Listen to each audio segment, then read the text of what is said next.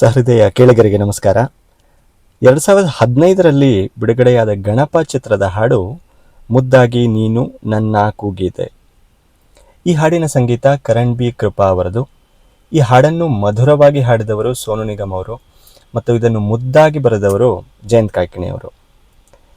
ಜಯಂತ್ ಕಾಯ್ಕಿಣಿ ಅವರ ಕಥೆ ಕಾಲಂಗಳನ್ನು ಓದಿದವರಿಗೆ ಮತ್ತು ಅವರ ಕವಿತೆಗಳನ್ನು ಸವಿದ ಓದುಗರಿಗೆ ಅವರ ಚಿತ್ರ ಸಾಹಿತ್ಯಕ್ಕೆ ತೆರೆದುಕೊಳ್ಳುವುದು ಸುಲಭದ ವಿಷಯ.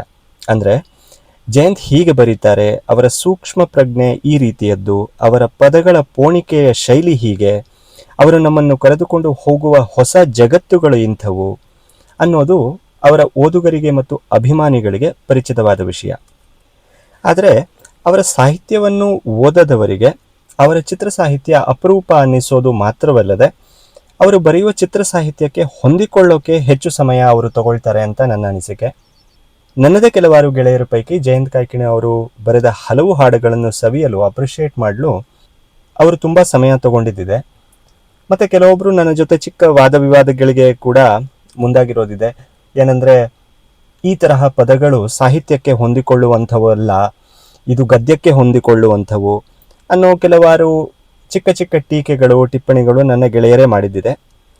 ಆದರೆ ನನ್ನ ಪ್ರಕಾರ ಜಯಂತ್ ಅವರ ಚಿತ್ರ ಸಾಹಿತ್ಯ ಒಂದು ರೀತಿ ಅಕ್ವೈರ್ಡ್ ಟೇಸ್ಟ್ ಅಂತ ಹೇಳ್ಬೋದೇನೋ. ನಾನು ಈ ಮೊದಲೇ ಹೇಳಿದ ಹಾಗೆ ಅವರ ಓದುಗರಿಗೆ ಇದು ಪರಿಚಿತವಾದ ಒಂದು ಪ್ರಪಂಚ. ಬನ್ನಿ, ಜಯಂತ್ ಕಾಯ್ಕಿಣಿ ಅವರು ಬರೆದಿರುವಂತಹ ಮುದ್ದಾಗಿ ನೀನು ನನ್ನ ಕೂಗಿದ್ಯವನ್ನು ಒಂದ್ಸಲ ಗಮನಿಸೋಣ.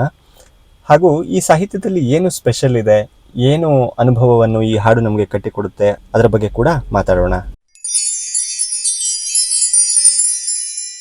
ಮುದ್ದಾಗಿ ನೀನು ನನ್ನ ಕೂಗಿದೆ, ಸದ್ದಿಲ್ಲದೇನೆ ಸುದ್ದಿಯಾಗಿದೆ.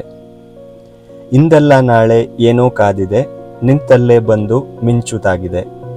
ಒಂದಲ್ಲ ಒಂದು ಆಸೆ ಮೂಡಿದೆ, ಇಂದಲ್ಲ ನಾಳೆ ಏನೋ ಕಾದಿದೆ. ಕನಸಲ್ಲಿ ಕಂಡ ನಂತರ ಭಯವೆಲ್ಲ ಮಾಯವಾಗಿದೆ, ನನ್ನ ಬಂದು ತುಂಬಿಕೊಳ್ಳಲು ಹೃದಯಾನೂ ಸಾಲದಾಗಿದೆ. ಮೊದಲೇನೆ ಹೇಳಿಬಿಡುವೆನು, ನನಗಂತೂ ಪ್ರೀತಿಯಾಗಿದೆ. ಅಲೆಮಾರಿಯಾದ ಜೀವದ ಒಲವೀಗ ಸೂರೆಯಾಗಿದೆ, ಉಳಿತಾಯ ಇಲ್ಲದಿದ್ದರೂ ಒಲವೊಂದೇ ಆಸ್ತಿಯಾಗಿದೆ.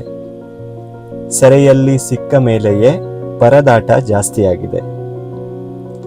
ಬೆರಗಾಗಿ ನೀನು ಕಚ್ಚಿದ ಬೆರಳೆಷ್ಟು ಪುಣ್ಯ ಮಾಡಿದೆ, ನೆರಳಲ್ಲಿ ನೀನು ನಿಂತಿರೋ ಮರ ಕೂಡ ಧನ್ಯವಾಗಿದೆ. ಪದವಾಗಿ ನಿನ್ನ ಕೊರಳಲ್ಲಿ ಇರುವಂಥ ಆಸೆಯಾಗಿದೆ. ಸೆಳೆತಕ್ಕೆ ಸಿಕ್ಕ ನನ್ನಯ ನಡಿಗೆನೆ ಬೇರೆಯಾಗಿದೆ. ಪರಿಶುದ್ಧ ಒಂಟಿ ಜೀವನ ನಿಜವಾಗಿ ಬೇಡವಾಗಿದೆ. ಚೆಲುವೇನೆ ಹೇಳು ಬೇಗನೆ, ನಿನಗೂನು ಹೀಗೆ ಆಗಿದೆ.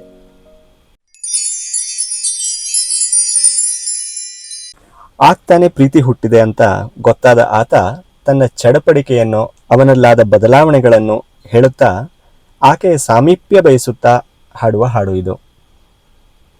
ಮುದ್ದಾಗಿ ನೀನು ನನ್ನ ಕೂಗಿದೆ, ಸದ್ದಿಲ್ಲದೇನೆ ಸುದ್ದಿಯಾಗಿದೆ, ಇಂದಲ್ಲ ನಾಳೆ ಏನೋ ಕಾದಿದೆ. ಆಕೆ ಆತನನ್ನು ಸುಮ್ಮನೆ ಕರೀಲಿಲ್ಲ, ಬದಲಾಗಿ ಮುದ್ದಾಗಿ ಕೂಗಿದ್ಲಂತೆ. ಕರೆದಳು ಅನ್ನೋ ಪದ ಕೂಗೋದು ಅನ್ನೋ ಪದಕ್ಕಿಂತ ಸಾಫ್ಟರ್ ಅಂತ ನನ್ನ ಅನಿಸಿಕೆ.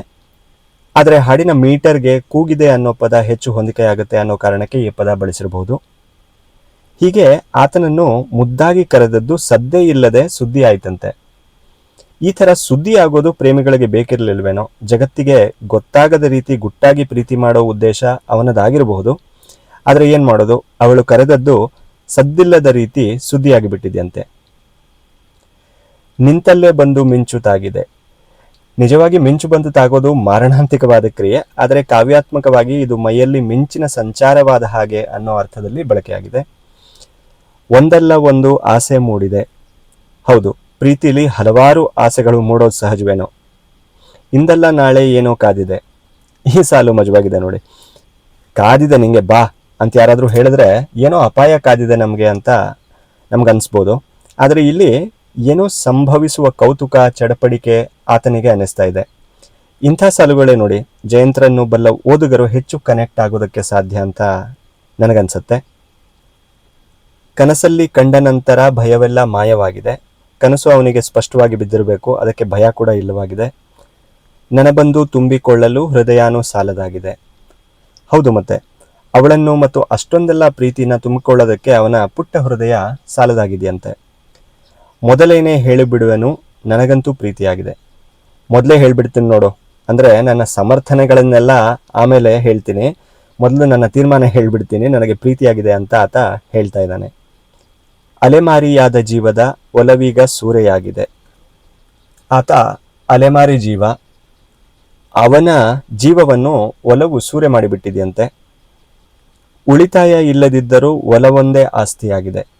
ಇದು ನನಗೆ ಇಷ್ಟವಾದ ಸಾಲು. ಪ್ರೇಮಿ ಬಡವನಾದ್ರೇ ಕಥೆಗೆ ಒಂದು ರಿಲೇಟಬಿಲಿಟಿ ಬರೋದೋ ಏನೋ. ಸಿನಿಮಾ ನೋಡುವ ಅಧಿಕ ಮಿಡಲ್ ಕ್ಲಾಸ್ ವರ್ಗದವರಿಗೆ, ಆಟೋ ಡ್ರೈವರ್ಗಳಿಗೆ, ಟ್ಯಾಕ್ಸಿ ಡ್ರೈವರ್ಗಳಿಗೆ ತಮ್ಮ ಗಾಡಿ ಹಿಂದೆ ಬರ್ಕೊಳ್ಳೋಕ್ಕೆ ಆತ ಬಡವನಾಗಿ ಉಳಿತಾಯವಿಲ್ಲದವನಾದ್ರೇ ಹೆಚ್ಚು ರಿಲೇಟಬಲ್ ಆಗ್ತಾನೆ ಅನ್ಸುತ್ತೆ. ಅಂಥವರಿಗೆ ಒಲವೇ ಆಸ್ತಿ. ಈ ಸಾಲನ್ನ ಕೇಳುವಾಗ ಬೇಂದ್ರೆಯವರ ನಾನು ಬಡವಿ ಆತ ಬಡವ ಒಲವೇ ನಮ್ಮ ಬದುಕು ಬಳಸಿಕೊಂಡೆವದನೆ ನಾವು ಅದಕ್ಕೂ ಇದಕ್ಕೂ ಎದಕ್ಕೂ ಅನ್ನೋ ಪ್ರೀತಿಯ ಸಾಲುಗಳು ಜ್ಞಾಪಕಕ್ಕೆ ಬರುತ್ತೆ. ಸೆರೆಯಲ್ಲಿ ಸಿಕ್ಕ ಮೇಲೆಯೇ ಪರದಾಟ ಜಾಸ್ತಿಯಾಗಿದೆ. ಹೌದು, ಪ್ರೀತಿಲಿ ಸೆರೆಬಿದ್ದ ಮೇಲೆ ಅವನು ಮೀನಾಗಿದ್ದಾನಂತೆ, ಆ ಪರದಾಟ ಇನ್ನೂ ಜಾಸ್ತಿ ಆಗಿದೆಯಂತೆ.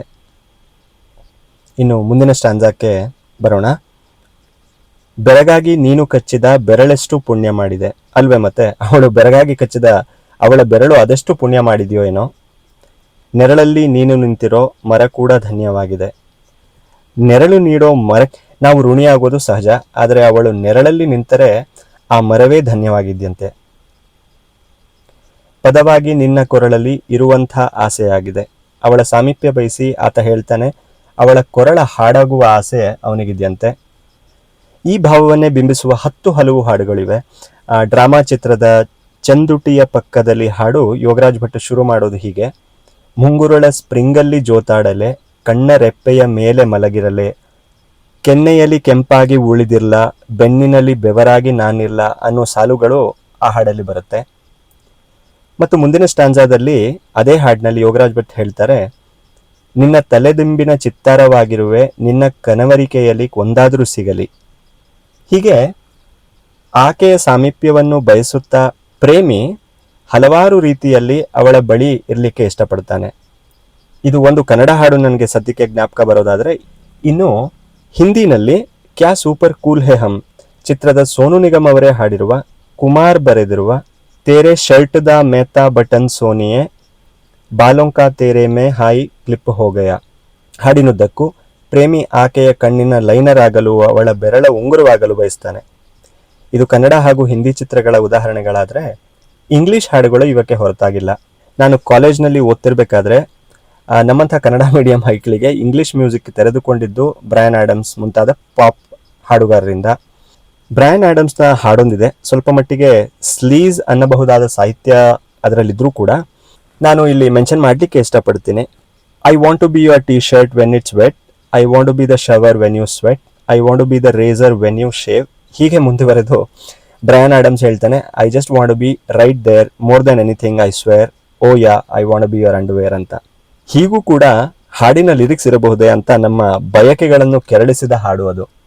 ಇದರ ಉದ್ದೇಶನೂ ಹಾಗೇನೆ, ಆಕೆಯ ಸಾಮೀಪ್ಯ ಬಯಸುವ ಪ್ರೇಮಿ ಏನೇನಾಗಲು ಇಷ್ಟಪಡ್ತಾನೆ ಅನ್ನೋದು ಇದರ ಭಾವ ಕೂಡ. ನೋಡಿ, ಕಾಕಿಣಿಯವರ ಮುದ್ದಾದ ಸಾಲುಗಳಿಂದ ಶುರುವಾಗಿ ಬ್ರಯಾನ್ ಆಡಮ್ಸ್ನ ಟಿಟಿಲೇಟಿಂಗ್ ಸಾಲುಗಳ ತನಕ ಬಂದ್ವಿ ನಾವು. ಇದೇ ಹಾಡು ಹರಟೆಯ ಸಾಧ್ಯತೆ ಹಾಗೂ ವ್ಯಾಪ್ತಿ ಕೂಡ. ಇನ್ನು ಕೊನೆ ಸ್ಟಾಂಜಾಗೆ ಬರೋಣ. ಸೆಳೆತಕ್ಕೆ ಸಿಕ್ಕ ನನ್ನಯ್ಯ ನಡಿಗೆನೇ ಬೇರೆಯಾಗಿದೆ. ಹೌದು, ಆಕೆಯ ಸೆಳೆತಕ್ಕೆ ಸಿಕ್ಕ ಮೇಲೆ ಅವನ ನಡಿಗೆ ಅವನದಾಗಿ ಇರೋದೇ ಇಲ್ಲ. ಪರಿಶುದ್ಧ ಒಂಟಿ ಜೀವನ ನಿಜವಾಗಿ ಬೇಡವಾಗಿದೆ. ಎಲ್ಲ ಹುಡುಗರು ಹೇಳೋದೇ ಹಾಗೆ ಅನ್ಸುತ್ತೆ.